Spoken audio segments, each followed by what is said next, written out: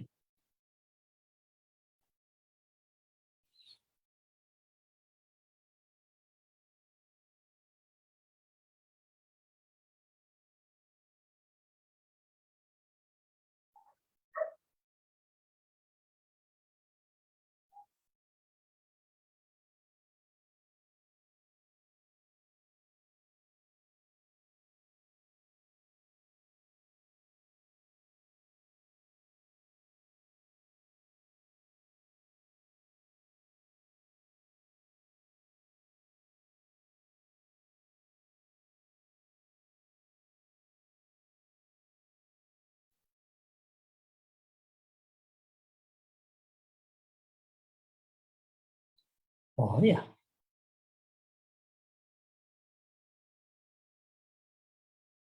Greeting to everybody here. And now we are going to start our gathering.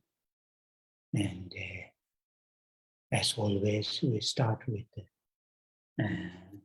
making sure our motivation, intention to participate in this gathering,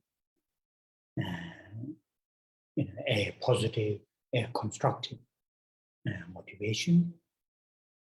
And among the positive and constructive motivation, here, the mind taking refuge, and bodhicitta, holding these two as our main motivation to join, to listen, the talk, to contemplate, to think, and also to in the future to put into practice with that kind of motivation. So we all try all our best to have these two mental states as a starting point.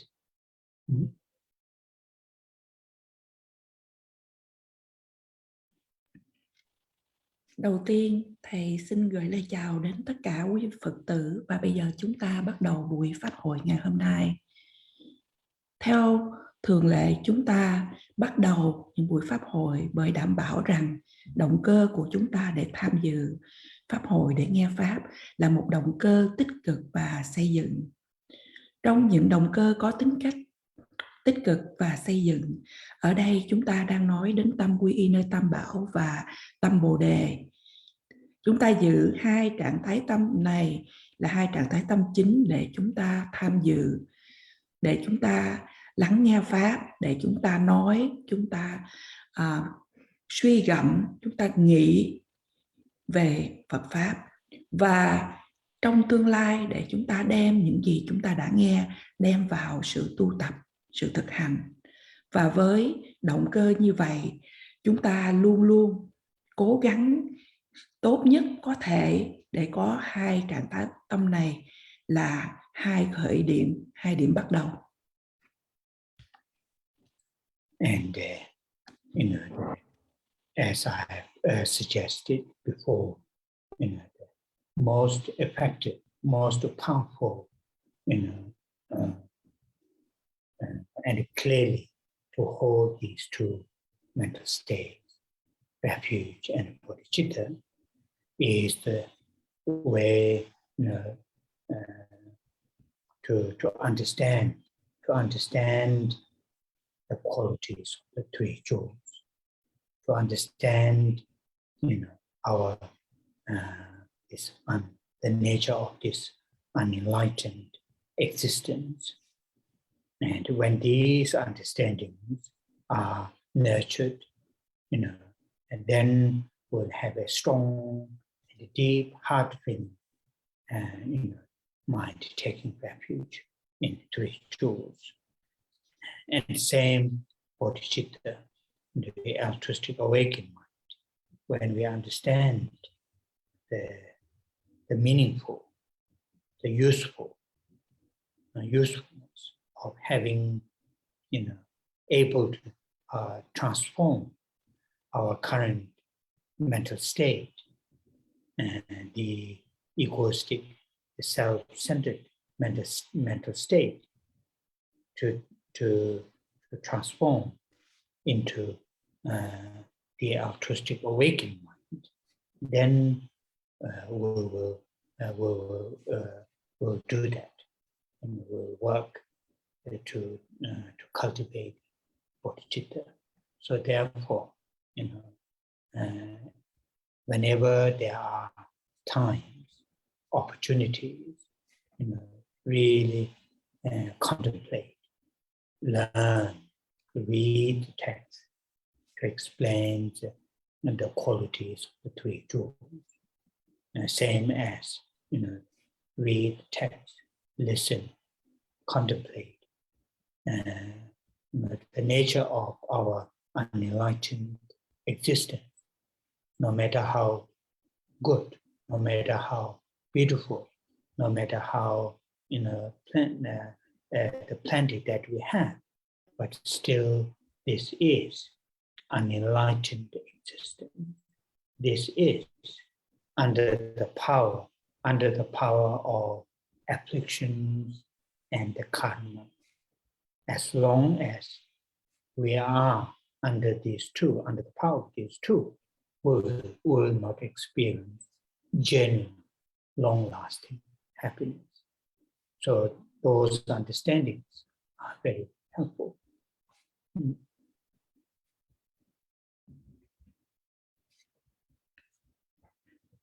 Như Thầy có nói với chúng ta trước đây, để mà giữ hai trạng thái tâm này, trạng thái tâm quy y nơi tam bảo và khai triển tâm Bồ Đề, mà để mà đem lại một cái sự hiểu biết rõ ràng nhất và năng lực nhiều, mạnh mẽ nhất, thì chúng ta phải hiểu về phẩm hạnh của tam bảo. Và đồng thời chúng ta cũng cần phải hiểu về bản chất mà chưa giác ngộ của chúng ta, tình trạng chưa giác ngộ của chúng ta.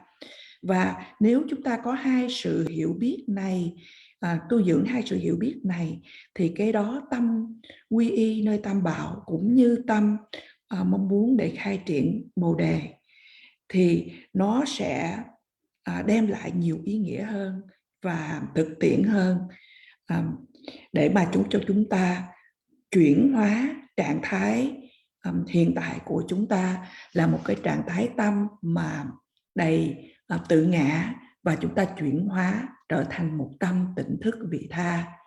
Và như vậy chúng ta nên trưởng dưỡng để mà tu dưỡng tâm Bồ Đề.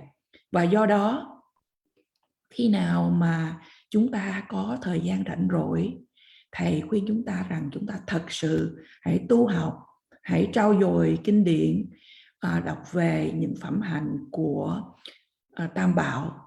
Cũng như vậy, chúng ta cũng nên nghiền ngẫm và đọc những kinh điển trau dồi sự hiểu biết của chúng ta về tình trạng chưa giác ngộ của chúng ta.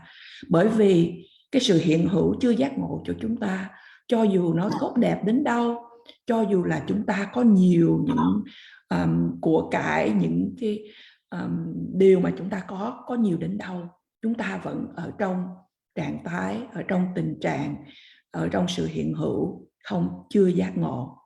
Và chúng ta đang hiểu rằng là chúng ta đang ở dưới sự thống trị của những phiền não, đó là những cảm xúc tiêu cực hay những vọng tưởng và nghiệp. Khi nào mà chúng ta vẫn còn ở dưới sự thống trị của những vọng tưởng và nghiệp, thì khi đó chúng ta không thể nào trải nghiệm được những sự an lạc mà trường tồn. Và như vậy chúng ta nên hiểu về điều này. So, the mainly, when we have spare time, when we have free time, those and not to waste those times, and to bring the mind taking refuge in ritual, bring the altruistic awakened mind to recall, to remember, and then when we like this kind of gathering, when we say the lines, immediately from the depth of our heart, we will feel the refuge, we will feel the bodhicitta, or in the morning, in the evening, or when we are having difficult time, or when we are having good time, everything's going well. Regardless of all those different times, different occasions, different events that we are going through, like including at the time of the death, at the last minute of this life, when it occurs. During that period, if we are able to hold the mind taking refuge, if we are able to hold bodhicitta, the altruistic awakening at that moment, then if we are able to, move to the next line, that will be extremely, helpful, useful. So, it is useful to work in these two mental states, refuge and bodhicitta, to become part of everyday our way of thinking, everyday our way of experiencing internal world as well as external world. Every day, when we interact with the living being, with the environment, interact with these two mental states. And that is what we need to do. That is what we need to do. Though there are many, amazing visualizations, amazing recitations can be done.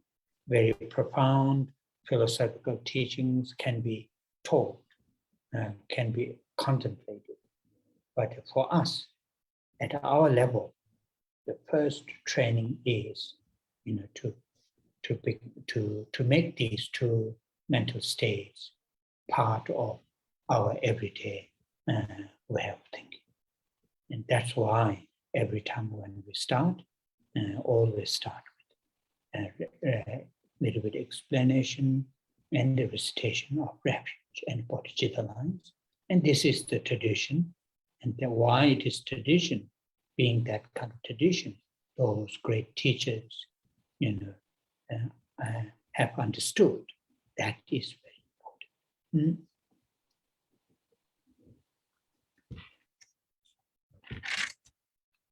Như vậy, chủ yếu khi chúng ta có những thời gian rảnh rỗi, chúng ta đừng có phí uổng thời gian của mình, mà hãy đem trạng thái tâm của mình hướng về sự quy y nơi Tam Bảo, và đem trạng thái tâm của mình hướng về tâm Bồ Đề, để chúng ta có thể nhớ lại, chúng ta nhớ nghĩ đến những điều đó.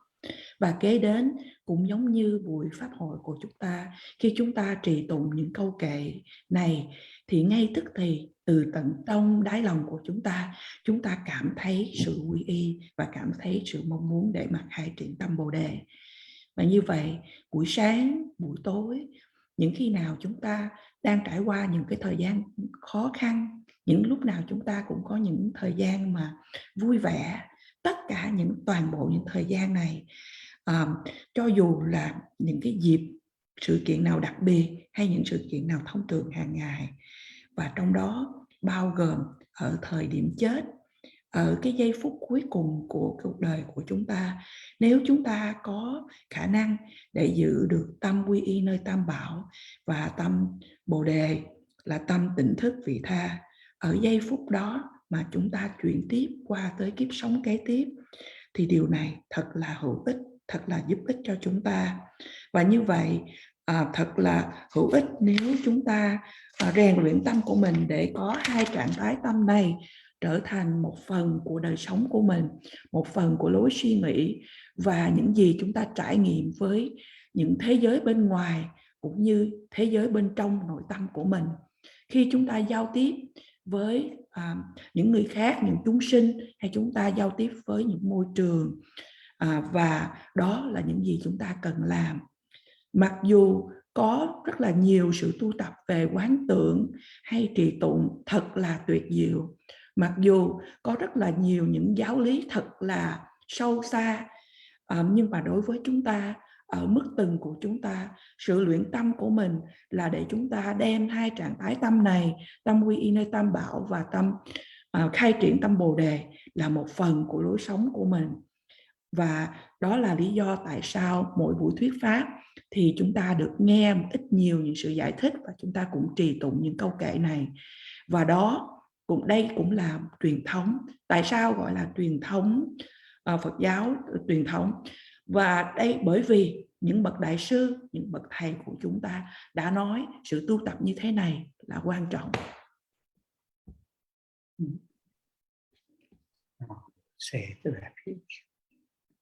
Và bây giờ chúng ta cùng trì tụng câu kệ quy y.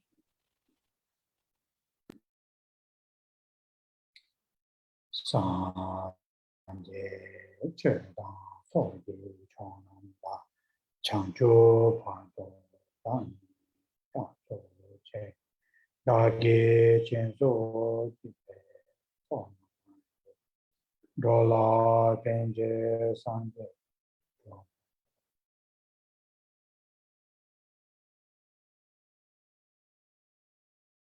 sanje cheda soji chonamba chanchu pando dane tato che dagi chenso jipe sonam dola penje sanje dobara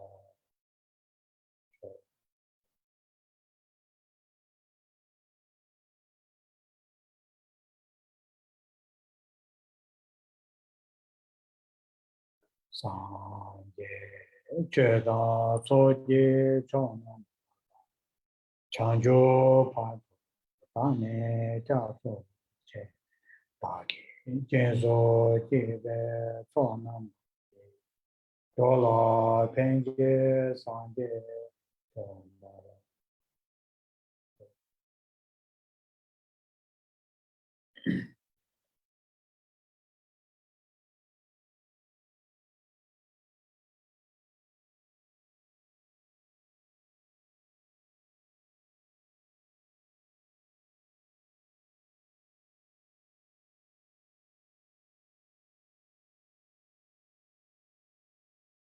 Holding the mind, taking refuge in three jewels and the altruistic awakened mind as our main intention to participate in this gathering. Now we will say the Buddha mantra together and verbally say the mantra, mentally think, feel, strongly feel loving kindness, great compassion towards all living beings, starting from oneself, one's own loved ones, one's own family members, colleagues, friends, communities, and gradually to extend towards all living beings. Nobody is excluded. So verbally say that, mentally feel strong loving kindness and great compassion.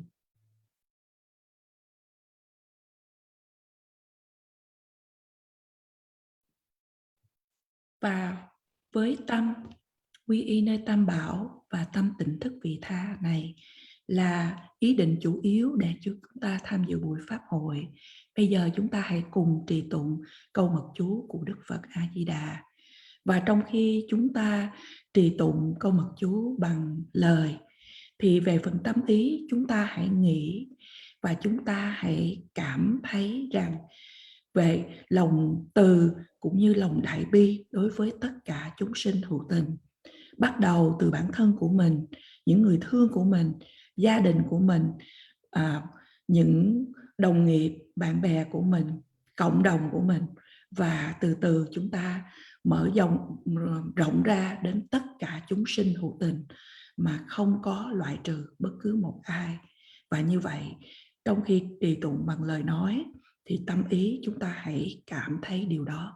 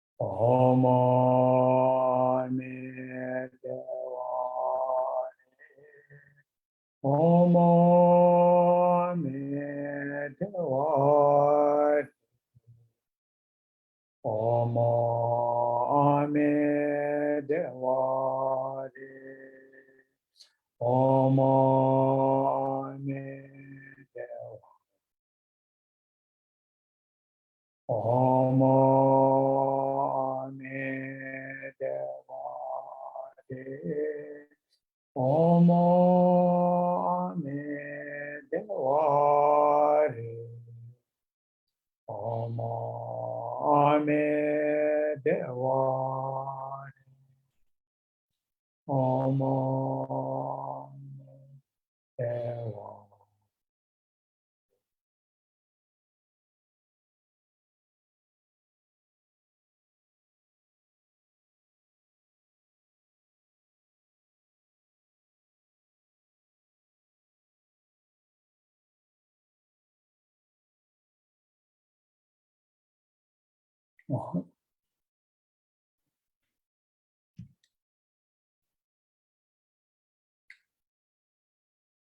Oh, yeah.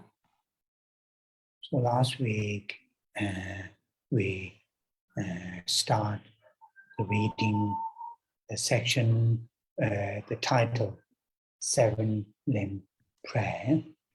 It is the section after invited, visualize, in this case, it's Holiness Dalai Lama, at his heart, Avalokiteshvara, at Avalokiteshvara's heart, syllable free, which is entire, which is the embodiment of all the objects of refuge, objects of refuge that we have invited, visualized, we have invited.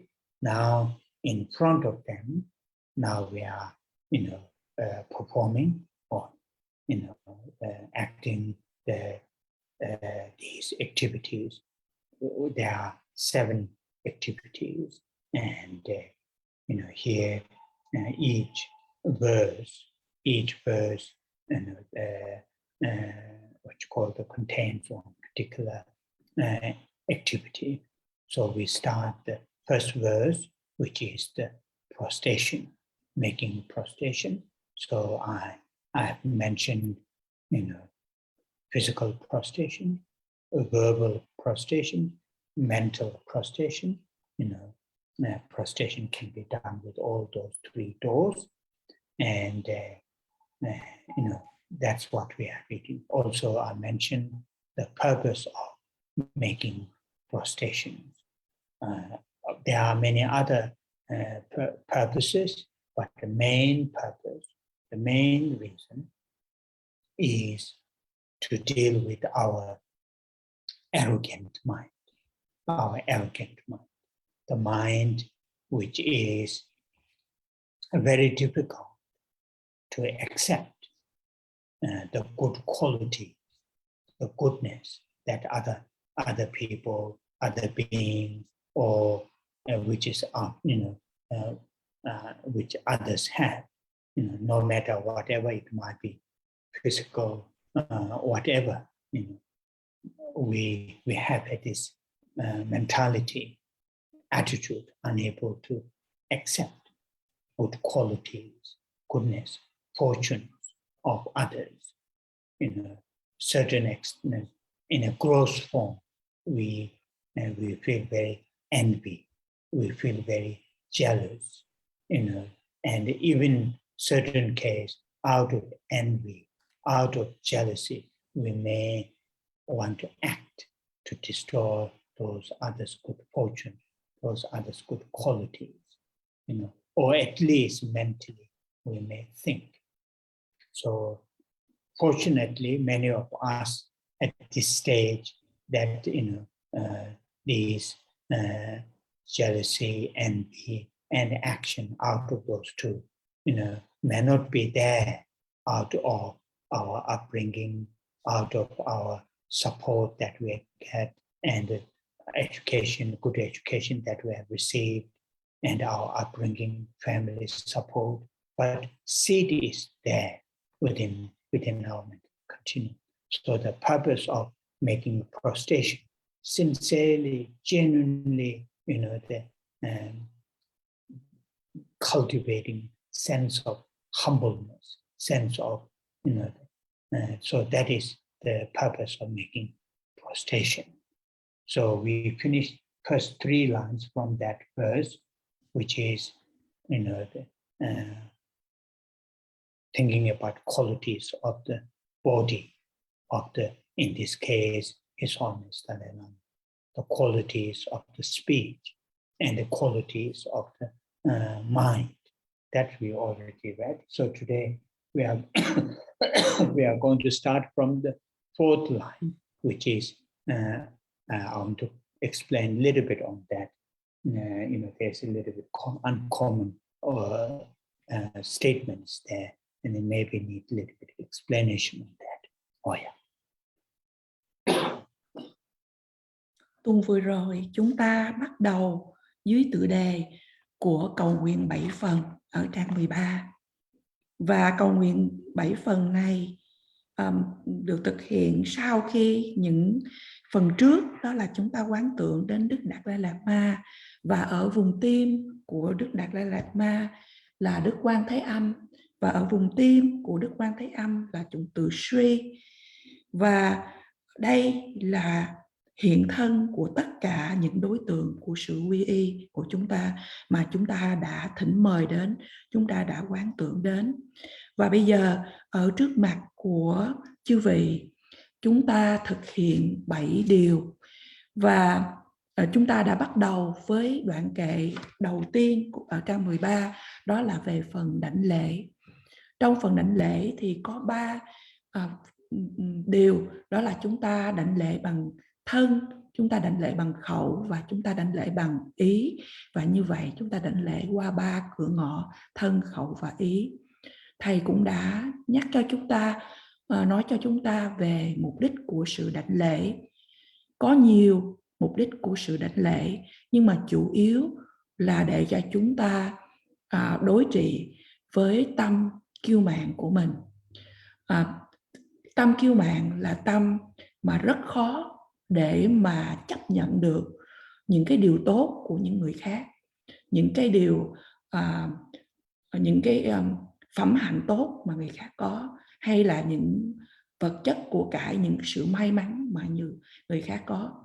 Cho dù là những người khác có bao nhiêu, nhưng mà chúng ta thấy là những người khác có những cái gì tốt đẹp hơn, may mắn hơn chúng ta, thì trên cái phương diện thô, cái tâm lý thô là chúng ta ganh ghét, ghen tị. Và vì cái sự ganh ghét, ghen tị, đôi khi là có những cái trường hợp mà chúng ta muốn hại, muốn phá hủy đi những cái gì tốt đẹp mà họ đã có đó. Hay ít nhất cũng là về phần tâm ý của chúng ta cũng ganh ghét và ghen tị. Thật là điều may mắn là nhiều trong số chúng ta thì những cái trạng thái tâm như vậy thì nó ít nhiều gì không có ở đó, do sự được nuôi dạy từ ở trong gia đình của chúng ta, được sự hỗ trợ từ trong gia đình, được nền giáo dục, thì chúng ta nhận ra những cái điều đó. Và như vậy chúng ta tu tập sự đảnh lễ để mà chúng ta có thể khai triển được cái đức tính khiêm hạ. Và đó là mục đích của sự đảnh lễ. Tuần trước chúng ta đã hoàn tất 3 dòng đầu tiên, tất nhiên là 3 dòng cuối của trang 13. Và 3 dòng này nói về phẩm hạnh của thân, khẩu và ý của Đức Đạt Lai Lạt Ma. Và hôm nay chúng ta bắt đầu dòng thứ 4, đó là dòng đầu tiên của trang 14. Và thầy muốn giải thích cho chúng ta nhiều về phần này, bởi vì ở trong đây có một cái mệnh đề hơi không có thông thường và cần sự giải thích. So in this last line, now I'm reading Tibetan. Sangsum, sangwasum. Sangsum here in English translated 3 sacred. Sangsum. So 3 sacred refers to 3 at the body, speech, and mind, which these 3 quite often when we put the syllables, om, a, Hung. Om at the forehead, A red at the throat, Hung at the heart. So here it refers to Om, quite often, that Om represents Bodhi Vajra, Kutoje, in Tibetan Kutoje, or Bodhi Vajra, Kutoje, number Buddha, the what you call the number Buddha Varuchana, Buddha Varuchana, Buddha Varuchana at the forehead, Buddha Varuchana, who is embodiment of all the Buddha's Vajra body. And at the throat, letter R, normally red letter R, that is Vajra speech, Sungdoje, Vajra speech, Sungdoje, and Vajra speech, quite often here the letter R, in terms of the 5 Dharma Buddha, it is Buddha Amitabha, Sungdoje, Mityuba, and Babane. Then at the heart, syllable Hung, blue syllable Hung, which is Tukdoje, Vajra mind, Tukdoje. And that is, the Buddha Akshobhya. Out of 5 Dharma Buddhas, Buddha Akshobhya. So this, when it's called 3 secrets, is referring to, Buddha at the forehead, the Buddha Varuchana, at the throat, Buddha Amitabha, at the heart, Buddha Akshobhya. And these three Buddhas, the Varuchana, Amitabha, and the Akshobhya, these 3 represents, the purification of body, speech, and mind. Entire, the purification of body, speech, and mind. And that's why it is called, 3 sacred. Dòng cuối của đoạn kệ này đó là dòng đầu ở trang 14 nói rằng: con xin đảnh lễ Sa Luân Trang Hoàng 3 bí mật. 2 từ đầu tiên bằng tiếng Tây Tạng đó là Sang Xuân. Sang Xuân ở đây là nói 3 bí mật, để chỉ ra về 3 chủng từ ôm, a và hum, nói đến là thân, khẩu và ý. Chủng từ ôm màu trắng ở trán, ở vùng trán, và chủng từ a màu đỏ ở vùng cổ, và chủng từ hum màu xanh dương ở vùng tiên. Chủng từ ôm tượng trưng cho thân kim cang, hay tiếng Tây Tạng gọi là Kudoche, và tượng trưng cho là một trong 5 ngũ bộ phận, đó là ngài Tỳ Lô Giá Na. Và như vậy là ở vùng trán tượng trưng Đức Tỳ Lô Giá Na, tượng trưng cho thân kim cang của tất cả chư Phật. Và ở vùng cổ là chủng từ A màu đỏ, đó là khẩu kim cang, hay tiếng Tây Tạng gọi là Sun Doche. Và trong 5 ngũ bộ Phật, đây là có Đức Phật A Di Đà. Và ở vùng tim, chủng từ hum màu xanh dương là ý kim cang, hay là tiếng Tây Tạng gọi là Túc Docha. Và trong một trong 5 vị ngũ bộ Phật, đây là Đức Phật A Súc Bệ. Và như vậy được gọi là 3 bí mật, là ở vùng trán là Đức Tỳ Lô Giá Na, vùng cổ Đức A Di Đà, và vùng tim là Đức Phật A Súc Bệ. Và 3 vị Phật này biểu trưng cho sự tịnh hóa của thân, khẩu và ý. Và đó là lý do tại sao được gọi là 3 bí mật.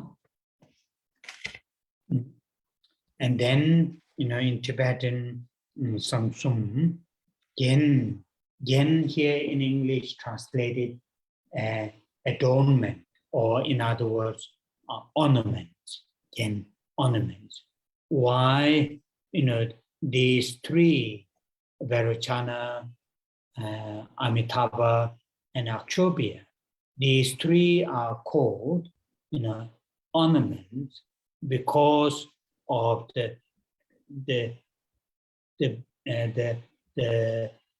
these qualities of these three Dhyana Buddhas, who are the purification of the complete purification, embodiment of complete purification of the body, speech, and mind. Body, speech, and mind. That really, beautifies the enlightened being. In this case, His Holiness the Dalai Lama. His Holiness Dalai Lama that we have visualized, his body, speech, and mind are adorned, ornamented by these three Dhyana Buddhas, and that makes His Holiness the Dalai Lama's body, speech, and mind, in others, beautified, make beautiful, make, complete as an enlightened being. So that's why the term adornment in Tibetan, gen, that is ornament. When people put earrings, necklaces, whatever, when they put these ornaments, and then that beautifies the individual. Similar to that, it's saying your body, your three places are adorned, are sort of with these three Dhyana Buddhas. That makes you, in this case, His Holiness Dalai Lama, very what you call beautifies that. That's why adornment is used. Kế đến, từ thứ ba trong dòng này nói đến chữ Gen. Chữ Gen ở đây được dịch là trang hoàng hay là trang sức. Tại sao mà chúng ta gọi ba vị Phật này, Đức Tỳ Lô Giá Na, Đức A Di Đà và Đức A Xúc Bệ, được gọi là sự trang hoàng? Là bởi vì của phẩm hạnh của ba vị Phật ở trong ngũ bộ Phật này là tượng trưng, là biểu trưng của thân, khẩu và ý của tất cả chư Phật, và đã làm tăng cái vẻ đẹp của đấng giác ngộ. Ở trong phạm vi này chúng ta nói đến là Đức Đạt Lai Lạt Ma mà chúng ta đang quán tưởng. Đức Đạt Lai Lạt Ma chúng ta đang quán tưởng thân, khẩu và ý của Ngài được trang hoàng bởi ba vị Phật, và đó làm tăng lên cái vẻ đẹp của Đức Đạt Lai Lạt Ma là một đấng giác ngộ. Và đó là lý do mà tại sao chúng ta gọi là từ là trang hoàng hay là gen trong tiếng Tây Tạng. Gen trong tiếng Tây Tạng được dùng giống như khi mà đeo đồ trang sức, ví dụ như là đeo bông tai, đeo vòng cổ vân vân, thì thông thường chúng ta nói là để người ta làm đẹp cái con người của mình. Tương tự như vậy, khi chúng ta mô tả đến là ba nơi của Đức Đạt Lai Lạt Ma được trang hoàng bởi ba vị Phật ở trong ngũ bộ Phật này, đó làm tăng lên một cái vẻ đẹp của Đức Đạt Lai Lạt Ma, và đó là lý do chúng ta được nghe về từ này. So then in Tibetan writing, Samsung Genji, then there's another word saying kolo, and in English it is much earlier. It says, "I prostrate to the wheel of these three secret endowment of the body, speech, and mind." So the wheel is used. These three Dhyana Buddhas, what you call the Vairocana, Amitabha, Akshobhya, they are also surrounded by the other enlightened beings. They are not just a single individual the Buddha. They are also surrounded by the, enlightened beings. For example, the Buddha Vairocana has is surrounded, or sometimes the Tibetan word is used, Jinkoro. Jinkoro quite often is mandala. Mandala should not be, only understood as the palace. Mandala has a meaning of completion, whole, that meaning in Sanskrit term mandala. Usually people use that Sanskrit term mandala only to the palace or the house of the deity. But the mandala has a connotation of complete entirety. So this, in this case, kolo in Tibetan, it is, and here translated wheel. So wheel or kolo in the sense entirety of the Vairocana, Buddha Vairocana, entirety of the Buddha Akshobhya, entirety of the Buddha, the Vairocana and Akshobhya, Amitabha, and the entirety of the Akshobhya. So it is not the individual, just the individual Buddha, Dhyana Buddha, but entirety of that Buddha, with that Buddha. That's what this wheel in English they translated in Tibetan, kolo. So Samsung, yeah, anyway, sorry, yeah. Kế đến một từ nữa ở trong dòng này nói đến chữ kolo, hay là chúng ta được nghe là xa luân, hay là tiếng Anh gọi là will. Thì ở đây ba Đức Phật ở trong ngũ bộ Phật đó là đấng Tỳ Lô Giá Na, Đức A Di Đà, Đức A Xúc Vệ, và chư vị được bao quanh bởi những chư giác ngộ khác, những chư thánh chúng khác. Không phải là chỉ có một mình Đức Phật, ba vị Phật này, mà tất cả những vị Phật đều được bao quanh bởi chư thánh chúng, những đấng giác ngộ khác. Ví dụ như là đấng Tỳ Lô Giá Na được bao quanh bởi những chư thánh chúng vòng quanh Ngài. Và ở đây từ Tây Tạng, ở đây gọi là kolo, nhưng mà bằng có thể gọi một cái từ khác là Q-core. Q-core chúng ta thường nghe, đó để dịch qua là chữ Mạng Đà La. Mạng Đà La là từ tiếng Phạn. Thì thường thường chúng ta nghe, nhưng mà thầy nhắc là chúng ta không nên hiểu là chữ Mạng Đà La là chỉ nói để đến về cung điện hay nơi mà các chư thiên Phật an trụ. Mà ở đây chữ tiếng Phạn Mạng Đà La còn một cái ý nghĩa nói là cái sự toàn bộ, tất cả sự toàn bộ. Và như vậy ở đây từ này nói đến là toàn bộ chư thánh chúng mà vây quanh, trong đó có bao gồm là có Đức Tỳ Lô Giá Na và toàn bộ chư thánh chúng của vây quanh với Đức A Di Đà, và toàn bộ chư thánh chúng vây quanh với Đức A Xúc Bề. Và như vậy không phải chỉ một ba từng chỉ có vị tiên Phật, mà toàn bộ chư thánh chúng. Oh yeah. So this last line is explaining the qualities of the, in this case, His Holiness Dalai Lama's body, speech and mind from the point of view of Vajrayana teachings, from the Vajrayana teachings viewpoint. The previous three lines, each line, for example, the first one, your liberating body is fully adorned with the signs of Buddha. Your melodies, the speech, your vast and profound mind, which is mind. These explanation of these qualities are the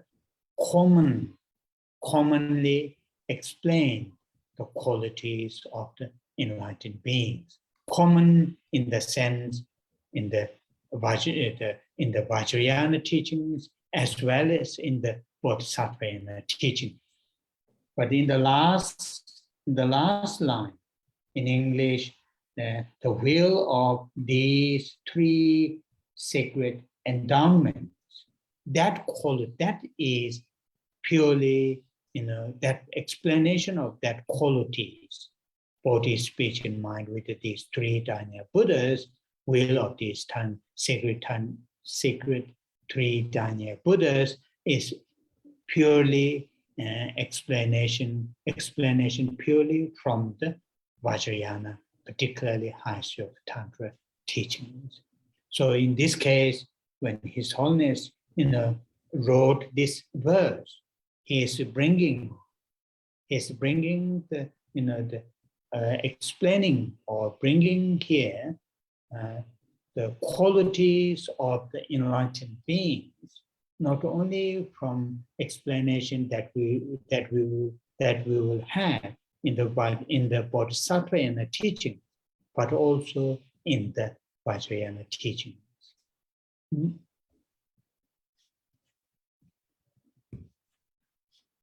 Dòng cuối của đoạn kệ này đó là dòng đầu ở trang 14, giải thích cho chúng ta về phẩm hạnh ở trong phạm vi này là của phẩm hạnh của Đức Đạt Lai Lạt Ma từ quan điểm của Mật Tông.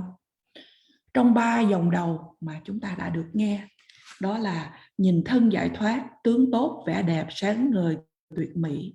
Cái đó đến dòng thứ nhì, lời Ngài với 60 diệu âm vô ngại. Và dòng thứ 3, ý Ngài trí bi, sâu thẳm mênh mông, khó suy lường. Những 3 dòng này giải thích cho chúng ta về những phẩm hạnh phổ thông của các đấng giác ngộ. Ở trong những phẩm hạnh này là có ở Hiển giáo và Mật giáo. Nhưng dòng cuối nói đến con xin đảnh lễ xa luân trang hoàng 3 bí mật, là nói đến sự giải thích về 3 trong ngũ bộ Phật, là giải thích về Phật giáo Mật Tông, cụ thể là Mật Tông tối thượng du già. Và Đức Đạt Lai Lạt Ma đã soạn thảo đoạn kệ này để đem đến cho chúng ta những phẩm hạnh của những đấng giác ngộ, không những chỉ từ sự giải thích từ những giáo lý của Hiển giáo mà cũng là những giáo lý của Mật Tông. Oh yeah. So, at this stage, it might be difficult to get all the, the details, all the, what I've explained, to get everything very clearly. But, as I mentioned before, bit by bit, again and again, when we listen again and again, when we read again and again, then eventually, trickle down and to get the full picture. So here, most important term is, in Tibetan, it is called Sangsum Genji Kolo. Sangsum Genji Kolo. Genji Kolo. And in English, it is translated the wheel of 3 sacred endowments. 3 sacred adornments. So this, what this term is referring to? It is referring to, enlightened beings, from the Vajrayana teachings point of view, the purification of the body, which is the Buddha, the Vairocana, and the purification of the speech, which is Buddha Amitabha, and the purification of the mind, which is Buddha Akshobhya. And when these 3 Buddhas, Dharma Buddhas, who are representing the purification of the body, speech, and mind, when these 3 are present, then the individual, that makes individuals, completions as enlightened beings, So that's why adornment. And when these 3 Dharma Buddhas, is present, it always present.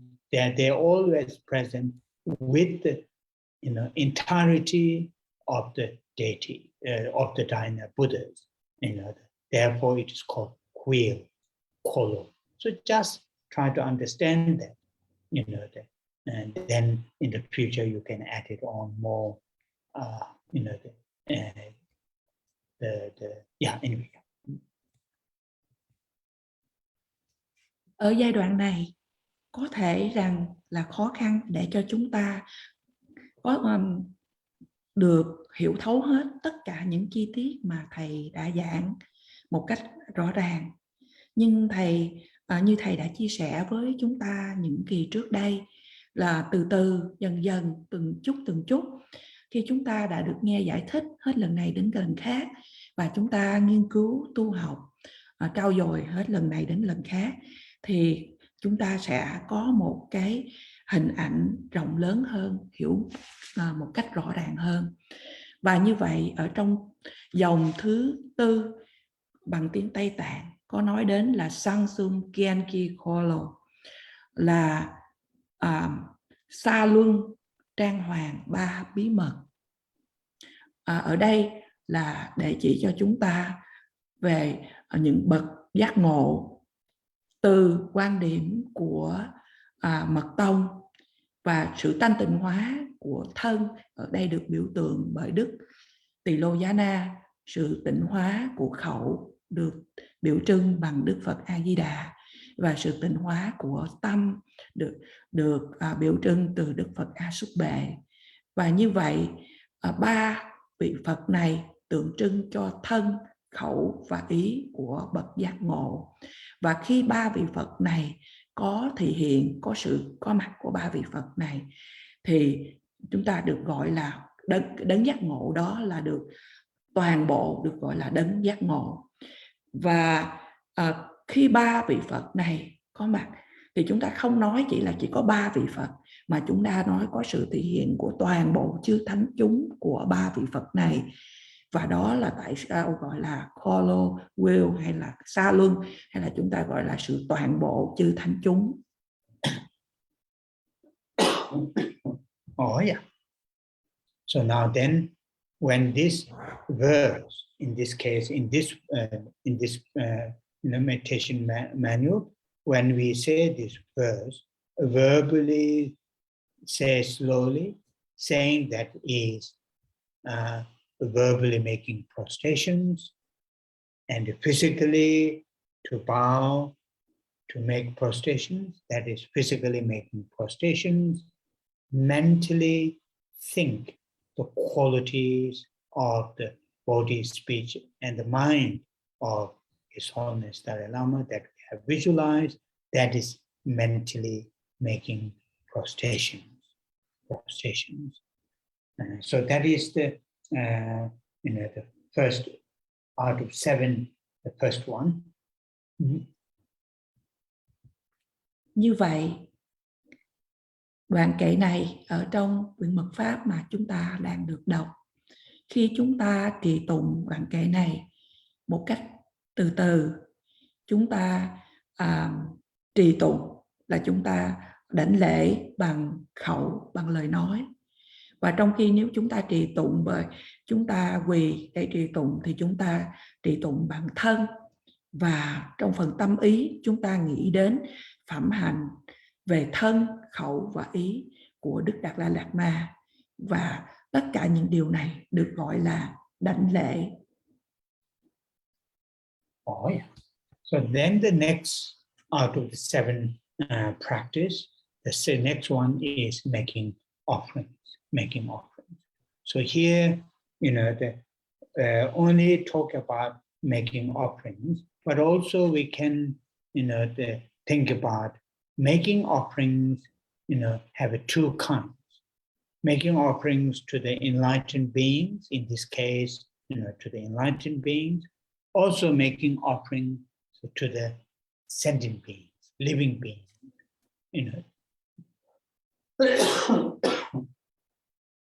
So making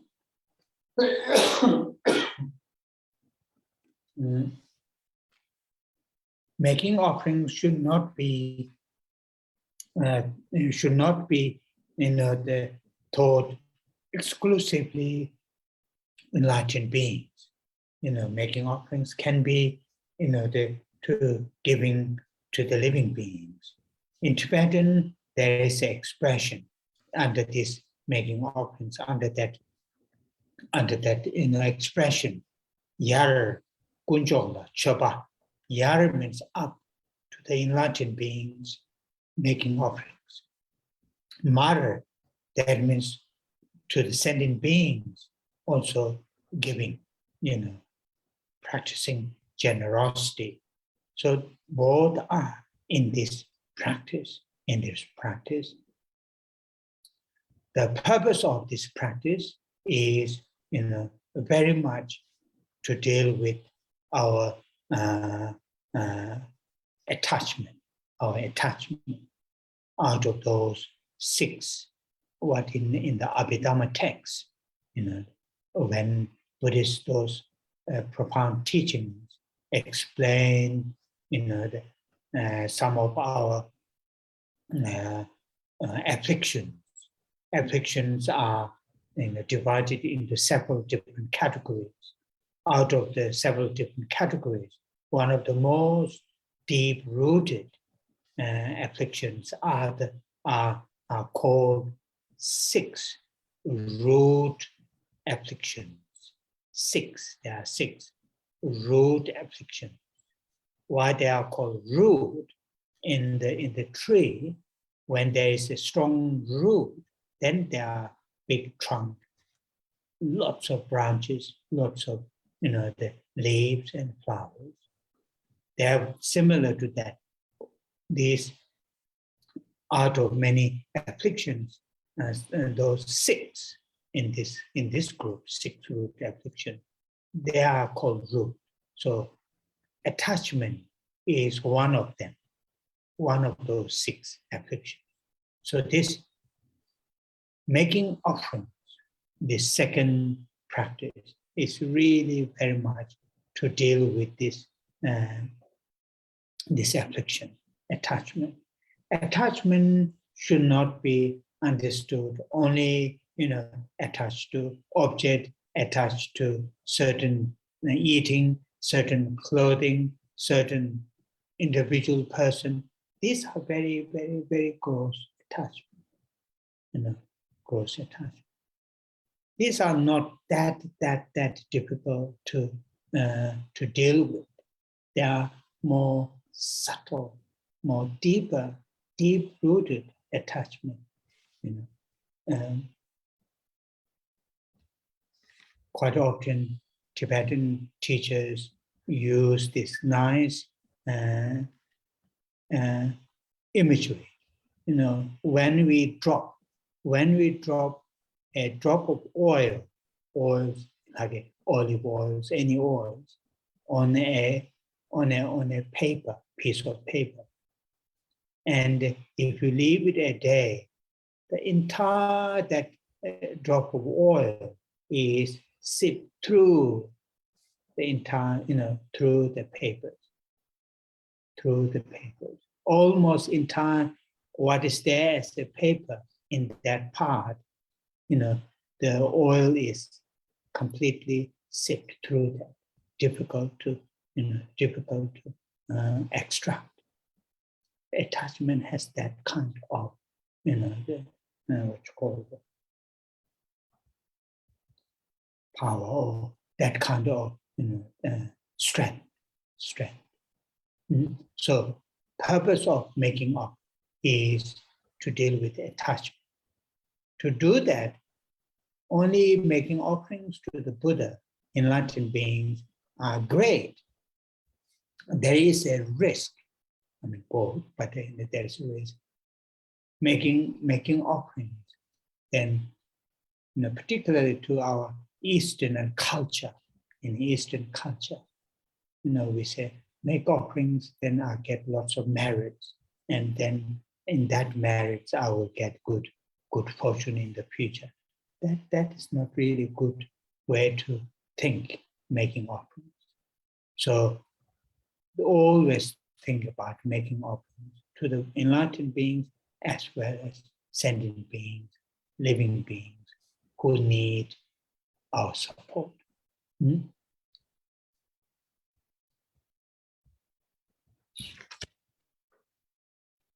Kế đến một trong phần của cầu nguyện gồm 7 phần là phần cúng dường.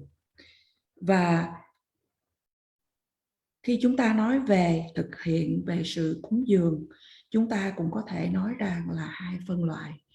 Thứ nhất là chúng ta có thể cúng dường đến những bậc giác ngộ, và thứ hai là chúng ta cũng có thể thực hành cúng dường, hay là thường chúng ta lại dịch qua là từ bố thí đến tất cả chúng sinh hữu tình, hay giúp đỡ chúng sinh hữu tình. Và như vậy sự cúng dường chúng ta không nên nghĩ đến chỉ là chúng ta cúng dường đến những bậc giác ngộ, mà chúng ta cũng thực hiện cái phần mà chúng ta cho đi, chúng ta bố thí, chúng ta giúp đỡ tất cả chúng sinh hữu tình. Và ở trong từ Tây Tạng thì có một cái sự biểu lộ mà câu nói như thầy nói với chúng ta, đó là Yar là hướng lên, thì là chúng ta cúng dường đến bậc giác ngộ, và Ma là cũng giống như là xuống là chúng ta bố thí, chúng ta cho đi những gì mà chúng sinh hữu tình cần. Và cả hai điều này là bao gồm ở trong cái hạnh cúng dường. Và mục đích của thực hiện sự cúng dường là để chúng ta đối trị với sự tham hay tham ái của mình. Trong giáo lý sâu xa của Đức Phật, những giảng dạy của Đức Phật mà có về phần nói đến những cảm xúc tiêu cực hay những phiền não của chúng ta, thì có phân loại, nhiều cái phân loại khác nhau. Và ở trong những giảng dạy đó có đề ra đến 6 vọng tưởng hay 6 cảm xúc tiêu cực mà cội rễ. Tại sao mà gọi là gốc rễ, cội rễ? Bởi vì cũng giống như là thân cây, khi mà thân cây mà nó có rễ nhiều, mà rễ mạnh, thì cái thân nó lớn và có nhiều hoa, nhiều quả, vân vân. Thì như vậy ở đây gọi là 6 cảm xúc tiêu cực hay 6 vọng tưởng mà gốc. Thì sao? Và sự dính mắc hay sự tham ái là một trong 6 cảm xúc tiêu cực này. Và như vậy cúng dường để mà chúng là được đối trị đối với sự dính mắc. Ở đây dính mắc chúng ta hay sự tham ái, chúng ta không nên chỉ hiểu về chúng ta dính mắc đến những thức ăn, những đồ đẹp, những một số người, vân vân. Đây là chỉ là sự dính mắc thô. Và thật ra nó cũng không thật là khó để mà cho chúng ta đối trị hay tu tập rèn luyện để đối trị với những điều này. Thầy muốn nói với chúng ta rằng là có những cái sự dính mắc, những sự tham ái mà nó nằm sâu hơn nữa, nó vi tế hơn nữa. Và như vậy ở trong giáo lý của Phật giáo thường có một cái ví dụ rất là tốt, rất là hay. Ví dụ là nếu mà chúng ta để một giọt dầu ở trên một cái miếng giấy mà chúng ta để lâu, thí dụ như cho một ngày, thì khi chúng ta quan sát là chỉ một giọt dầu, nhưng mà nó thấm vào, nó lan ra, cái tờ giấy đó nó lan rộng ra, và khó để mà cho chúng ta lấy đi cái phần dầu đó, bởi vì nó lan rộng ra cái tờ giấy đó rồi. Và như vậy thì sự dính mắc, sự tham ái của chúng ta cũng có cái sức mạnh như vậy, bị lan tràn ra. Và mục đích của chúng ta thực hiện sự cúng dường là để đối trị với tâm tham ái này. Nếu chúng ta chỉ cúng dường đến chư Phật không thì điều này cũng thật là tốt. Ở trong thực hành sự cúng dường, cụ thể là trong văn hóa tập tục của Đông phương chúng ta thường nói rằng nếu mà chúng ta cúng dường chư Phật thì chúng ta sẽ tạo nhiều công đức, và như vậy ở trong tương lai thì chúng ta có những điều tốt đẹp, vân vân. Cái sự suy nghĩ này không phải là cái cách suy nghĩ hay thích hợp. Và như vậy khi chúng ta thực hiện sự cúng dường, chúng ta cúng dường đến chư Phật.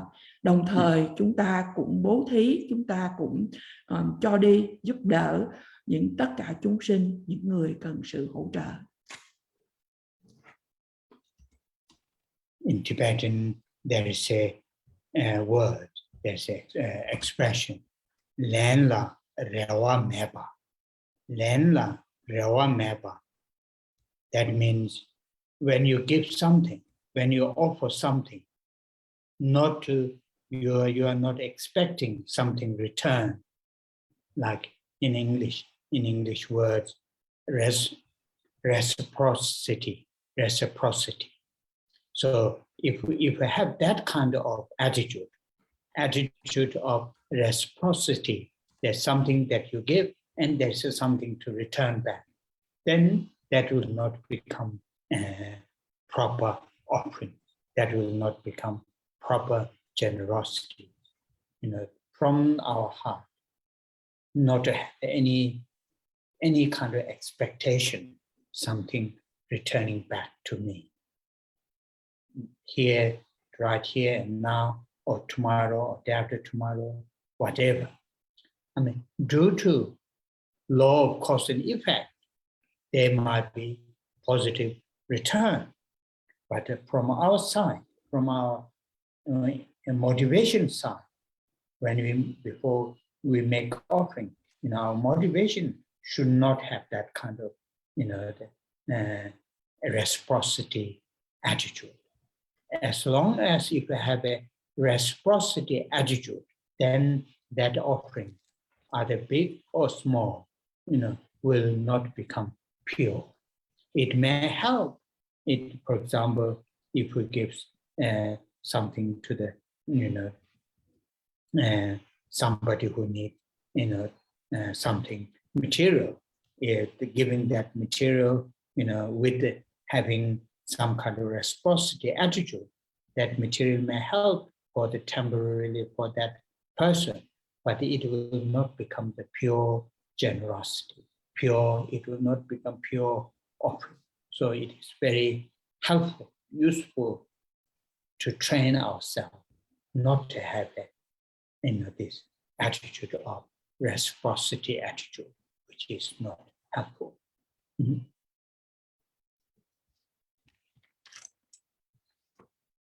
Trong từ Tây Ngạ Tạng có cái sự biểu lộ rằng khi chúng ta cúng dường hay cho đi một cái điều gì đó thì chúng ta không có nên để mà mong đợi sự đáp trả. Khi mà chúng ta cho đi mà chúng ta mong lại sự đáp trả thì nó không có trở thành một cái sự cúng dường đúng đắn hay cái sự bố thí đúng đắn. Từ tận đáy lòng của chúng ta, khi chúng ta cho đi hay chúng ta cúng dường, chúng ta không nên mong chờ những cái gì có thể là đem lại trở lại cho chúng ta, sự đáp trả cho chúng ta.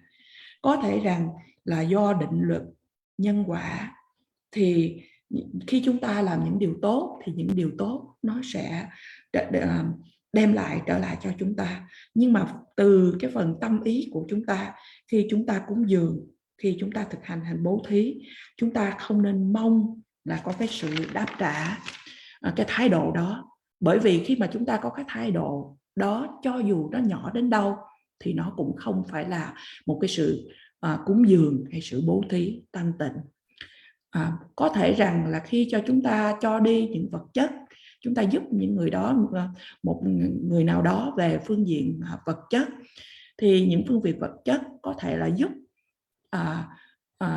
cái người đó, nhưng mà từ cái phần của chúng ta thì cái hành bố thí đó nó không có được là thanh tịnh nếu mà chúng ta mong chờ có những cái gì mà nó đáp trả cho chúng ta. Và như vậy thầy nhắc cho chúng ta là thật là hữu ích nếu cho chúng ta rèn luyện tâm của mình để mà không mong chờ cái sự đáp trả. Now the verse itself is quite easy if we understand the purpose, what kind of mindset, mental set that we have to have. the meaning of the verse itself is not that difficult. So here there are a few things. This time I'll read in English. Material offerings of my own and those of others. So material, whatever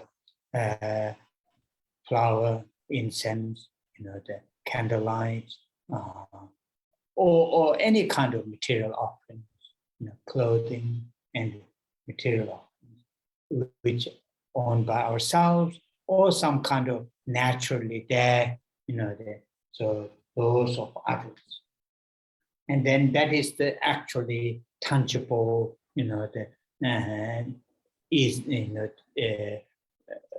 visually can see, can hear, can smell, can touch, can taste, those things. Then the second one, actual object and those of visual. This is going slightly different. Either I can actually arrange offerings, or mentally visualize. We can visualize entire space filled with the offerings like flowers, incense, candlelight, and food offerings. Also, that is helpful. Actually arrange or mentally imagine. That's the second one. Như vậy, đoạn kệ này, một khi mà chúng ta hiểu về trạng thái tâm mà chúng ta cần phải có để thực hiện hạnh cúng dường, thì đoạn kệ này nó trở thành rất là dễ. Ở dòng thứ nhất nói rằng xin dâng phẩm vật cúng dường có chủ và vô chự. Ở đây nói đến những phẩm vật, những vật chất mà chúng ta có, thí dụ như là hoa, đèn, trái cây, vân vân. Bất kỳ những phẩm vật cúng dường nào, cũng có thể chúng ta nói đến quần áo, vân vân. Những gì mà tự nhiên sẵn có, hay những gì mà chúng ta sở hữu, những gì chúng ta có thể sờ chạm được, hay những gì chúng ta có thể nghĩ đến, và những gì chúng ta có thể thấy, chúng ta có thể cảm thấy, chúng ta có thể ngửi được, vân vân. Và dòng thứ nhì nói rằng hiển bài ý biến hóa dâng cả thân và thọ dụng. Dòng thứ nhì nói chúng ta có thể quán tưởng toàn bộ không gian được tràn ngập bởi những phẩm vật cúng dường của bông, hoa, trái cây, thức ăn, vân vân. Những phẩm vật cúng dường này thật sự có được sự bày biện, hay là về phần tâm ý chúng ta nghĩ ra, chúng ta hóa hiện ra. So then the third line really goes to specific, offering objects, saying the body, my wealth, and also the virtues, wholesome, that I have, had creating now, will create in the future. All those three virtues in all those three times. So in the third line, he's going to specific offering objects, a specific offering object.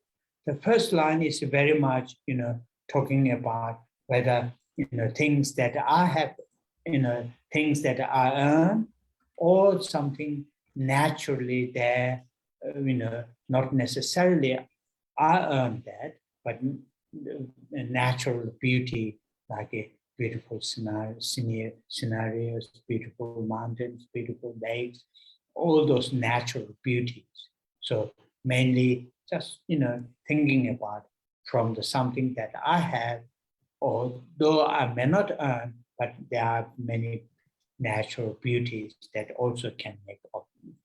Second line is more like talking and explaining from the actual actions. Either I actually arrange or I mentally imagine those objects. And third line, going to specific objects, body, wealth, and virtues.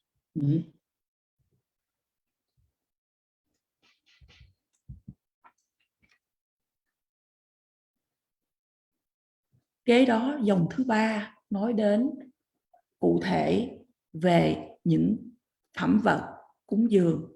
Ở đây chúng ta qua cái sự chuyển dịch của tiếng Anh và tiếng Việt thì chúng ta có ở dòng thứ nhì lẫn dòng thứ ba, thì chúng ta cúng dường những đối tượng phẩm vật cúng dường về thân và thọ dụng, hay là thầy có dịch qua là bằng chữ là wealth, là những cái của cải chúng ta có, và những thiện đức, những điều tốt đẹp mà chúng ta đã thực hiện trong 3 thời gian: quá khứ, hiện tại và trong vị lai, tương lai. Và đây nói đến những phẩm vật cúng dường cụ thể. Như vậy trong đoạn kệ này, dòng đầu nói đến những phẩm vật cúng dường có chủ và vô chủ. Điều này có nghĩa rằng là những gì mà mình đã có, mình sở hữu, và những gì ở trong những bản chất thật là có một cách tự nhiên mà thật là đẹp, ví dụ như những màu sắc, bông hoa, những hương thơm, vân vân, thì mình cũng cúng dường. Và dòng thứ nhì giải thích về cái hành động mà thực sự cúng dường, đó là mình thật sự có bày biện những phẩm vật cúng dường, hay những phẩm vật mình bày biện bằng ở trong cái sự tưởng tượng, cái sự quán tưởng của mình. Và dòng thứ ba nói đến những phẩm vật cụ thể, đó là chúng ta cúng dường thân của mình, của cải của mình, và những thiện đức của mình. Then the last line is, making actually these are what those previous 3 lines explain either things that are earned or naturally beauty, or we are actually arranged or mentally visualized, and my body, my wealth, my virtues, I'm going to make offering. In this case, to His Holiness Dalai Lama, that we visualize. How are we going to make offerings? I make offerings, as vast as ocean. And in terms of the arrangement, in terms of the varieties, like the Bodhisattva Samadhipatra's manner of passions of offerings. So it is, the last line, I'm going to make offerings. How I'm going to make offerings? Vast numbers, like an ocean. And like in terms of the quantities, in terms of the arrangement, in terms of the varieties, in terms of the passions, like the Bodhisattva Samadhipatra's, arranged offerings. So that last line is very much, actual how we're going to make offerings. Dòng cuối của đoạn kệ này gom gọn lại rằng 3 dòng đầu là những gì, những phẩm vật mà chúng ta có được, sở hữu của chúng ta, hay những phẩm vật mà nó là những điều tốt đẹp mà tự nhiên, thiên nhiên có. Và dòng thứ nhì nói là những phẩm vật mà chúng ta đã thật sự bày biện, hay những phẩm vật mà chúng ta quán tưởng bằng tâm ý. Dòng thứ ba nói những phẩm vật cụ thể là chúng ta cúng dường thân, của cải và những thiện đức của mình. Và dòng thứ tư nói đến chúng ta cúng dường đến Đức Đạt Lai Lạt Ma trong phẩm vi này mà chúng ta đang quán tưởng. Đó là những gì mà chúng ta quán tưởng. Thì làm sao mà để chúng ta quán tưởng? Thì chúng ta quán tưởng là con số của những phẩm vật cúng dường này thì nó mênh mông như là đại dương, như là biển. Và khi nói đến những cái món phẩm vật cúng dường khác nhau thì chúng ta nói đến những cái phân loại cúng dường khác nhau, cũng giống như là của Đức Bồ Tát Phổ Hiền cúng dường. Và như vậy ở trong về phần con số phẩm vật cúng dường thì mênh mông như biển cả. Và những cái sự bày biện cúng dường, những cái phẩm loại cúng dường khác nhau, bày biện khác nhau thì lại giống như Đức Phổ Hiền Bồ Tát. Và ở trong dòng cuối này, đó là cách thức làm sao mà chúng ta thực sự cúng dường. Oh yeah. So the making offerings, which is universal in the sense almost every religious tradition, spiritual traditions have this practice. But Buddhism, Buddhism, the teachings of the Buddha, we do not believe, or we do not assert some kind of eternal, some kind of, right at the beginning, there's some kind of, what you call the, creator, or the, the being enlightened, or some kind of, therefore it is different.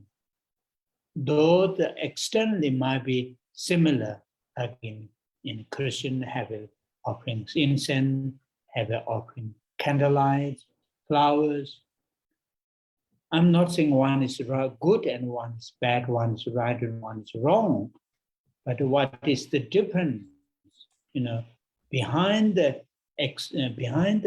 what we see externally, then that is what here in Buddhism, making offerings is not really pleasing the Buddhas, not really pleasing the the gurus or like that.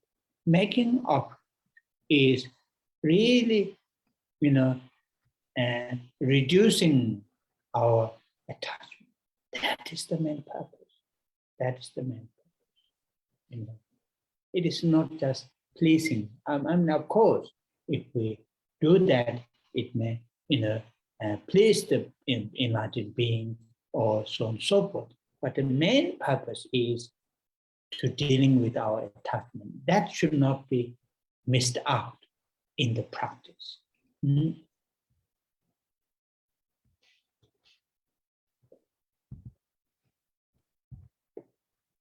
Thực hành cúng dường là một điều phổ thông đối với tất cả những truyền thống tôn giáo. Gần như là tất cả những truyền thống tôn giáo có một trong những hình thức để mà thực hiện cúng dường này. Nhưng đối với giáo lý của Phật giáo, chúng ta không có khẳng định là có những cái điều gì đó từ ở bên trong, mà ngay từ cái lúc khởi đầu, ví dụ như một đấng sáng tạo hay là một đấng giác ngộ. Do đó ở đây là cái điểm khác biệt. Và như vậy ở trong đạo Cơ Đốc thì cũng có những cái thực hiện cúng dường như là cúng dường hoa, cúng dường đèn, vân vân. Thầy ở đây không nói rằng là một trong những hình thức cúng dường này là cái điều nào tốt hơn, điều nào vân vân. Ở đây không phải là như vậy. Nhưng mà trong cái sự thực hiện cúng dường ở đây của chúng ta là chúng ta không những chỉ để làm hài lòng ở Đức Phật hay là một vị bổn sư nào đó. Lẽ dĩ nhiên sự thực hành cúng dường là chúng ta có thể làm hài lòng những đấng giác ngộ, nhưng mà mục đích chủ yếu của chúng ta thực hiện hạnh cúng dường là để chúng ta giảm thiểu, làm bớt đi tâm dính mắc, tâm tham ái của mình.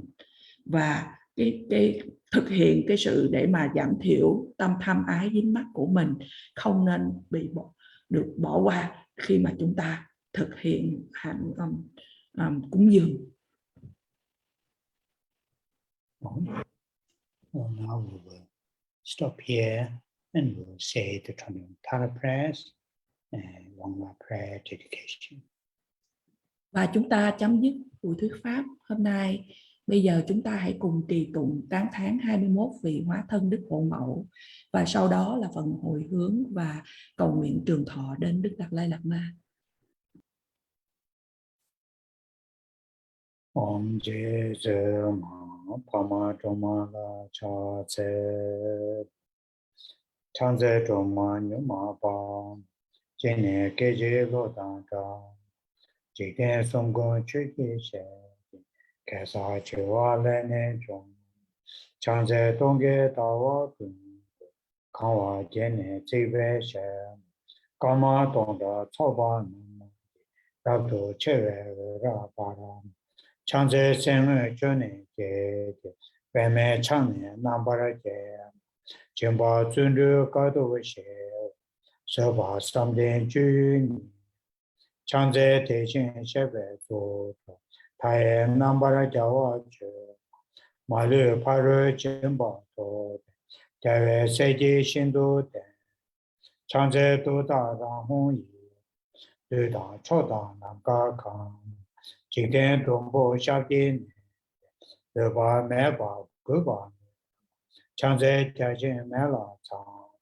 Nola Nazo Wanju Che, Jumbo Rana Jisa Nama, Nijun Choji Dunin Che, Chanze Teje Chadang, Paro Chogo Rabdo Che, Egon Yunjang Shakti, Meba Choba Shindo Para, Chanze Turi Jiba Che, Tuji Pao Nambara Che, Chuji Shene Chonye, Tao Tamje Malu Che, Chanze Kunjo Sumzen Cha, Seme Toga Nambara Che, Malu Choji Kolo Che, Rangi Eji Tonam Che, Chanze Rabdo Kawa Che, Ujin Eji Chengwa Pe, Sheba Rapshe Dudara, Dudan Jiten Wandu Che, Chanze Sashi Kyongwe Son, Tamje Guba Numani, Chonyi Yewa Yige Hong,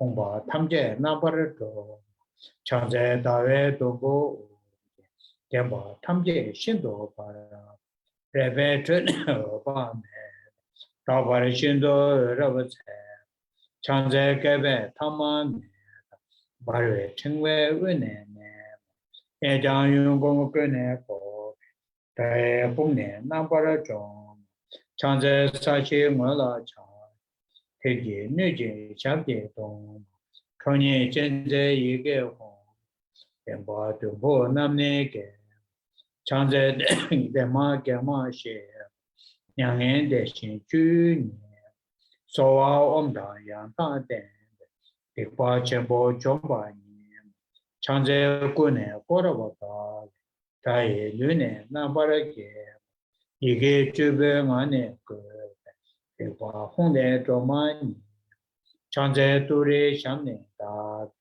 Hongge Nambe Sabe Ni, Rira Menda Radang Be, Jikten Sumna Yewa Ni, Chanze Hai Choi Na, Rida Dajen Chana Na, Dara Niju Peji, Duna Malu Banen Sem, Chanze Hai Chonam Ge, Lada Mem Ji Den, Gune Gocha Gawa Ji, Zeda Melam Ngenpa Sem, Chanze Nyema Dawa Ji, Jinye Pola Rab Sem, Hara Niju Dudara, Shindo Takwe Rimne Sem, Chanze Tini Sumnam Ke, Shiwe Tudang Yangda Tem, Duda Rangla Nijun So, Chomba Dure Rabcho Ni, Zawe Ngaji Duba Deda, Chanze Wane Niju Zang.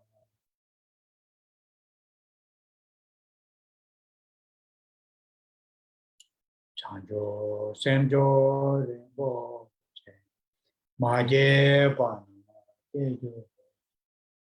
Deba Nyamba Meba, Kone Kondo Pewara, Kandi Rave Korwe Shinka, Pendan Dewa Malu Chere Sewa Tenzin Jat, Shabe Side Pato Tenjo.